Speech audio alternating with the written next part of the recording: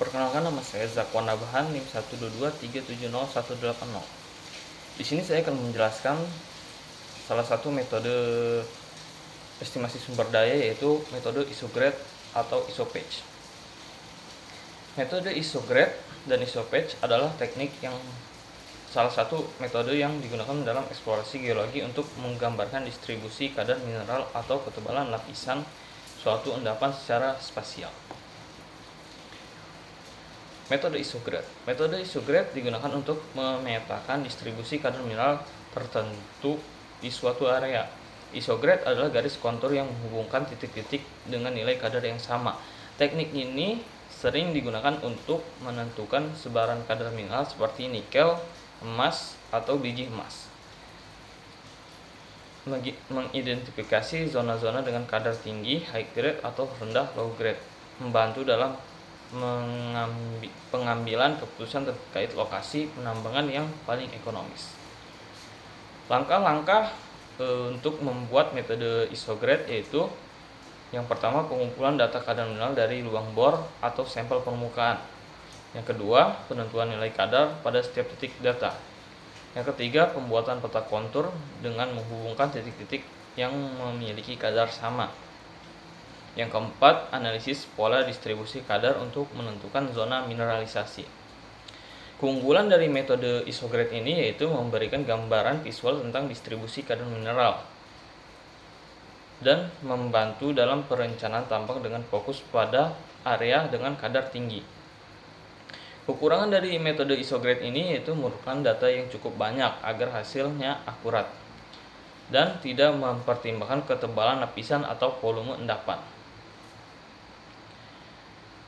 Berikutnya, metode isopatch. Metode isopatch digunakan untuk memetakan ketebalan lapisan endapan tertentu di suatu area.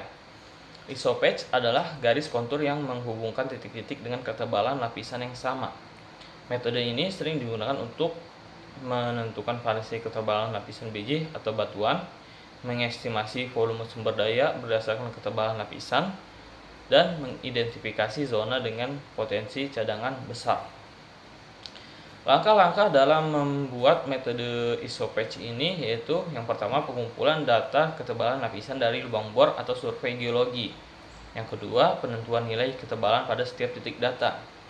Yang ketiga, pembuatan peta kontur dengan menggunakan titik-titik yang memiliki ketebalan sama. Yang keempat, analisis pola distribusi ketebalan untuk estimasi volume sumber daya.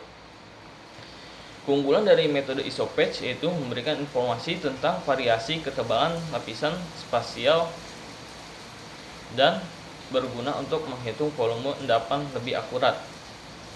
Namun, metode isopatch ini memiliki kekurangan, yaitu memerlukan data lubang bor yang cukup rapat untuk menghasilkan peta yang representatif dan tidak memberikan informasi langsung tentang kualitas kadar endapan. Perbedaan utama antara isograde dan isopatch. Isograde memiliki fokus distribusi kadar mineral, sedangkan isopatch memiliki fokus variasi ketebalan lapisan. Hasil dari isograde yaitu peta kontur kadar, dan hasil dari isopatch menentukan peta kontur ketebalan. Tujuan isograde yaitu menentukan zona high grade atau low grade, sedangkan isopatch menentukan volume dan distribusi endapan. Data yang diperlukan untuk isograde yaitu kadar mineral di berbagai titik, sedangkan data yang diperlukan untuk isopatch ketebalan lapisan di berbagai titik.